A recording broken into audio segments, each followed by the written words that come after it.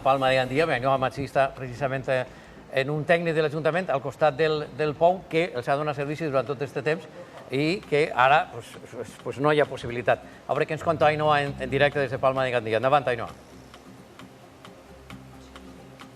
Ximo, com molt bé dius, nosaltres ens trobem ara mateix al Pou de Sant Miquel, que és el que ara mateix està subministrant l'aigua a tota la localitat de Palma de Gandia. Però tenim així el tècnic de l'Ajuntament, el regidor de Salut Pública, Adolf, per a que ens conte un poquet més. Esta aigua no és potable, veritat, la que estem així en el Pou de Sant Miquel? Efectivament, aquesta aigua, des del 2019, que van tenir la primera crisi, el Centre de Salut de Gandia i Sanitat ens la va declarar com a aigua no apta per al consum humà. I quina és la solució? Què és el que demaneu des de l'Ajuntament?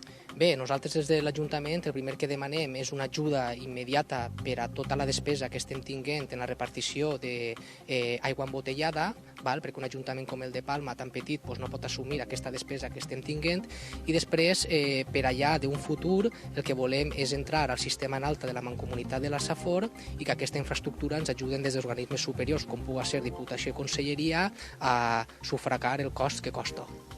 I una solució immediata no existeix? Una solució immediata a dia d'avui només passa per continuar repartint aigua embotellada. Ximo, no sé si tens alguna pregunta per a Adolf?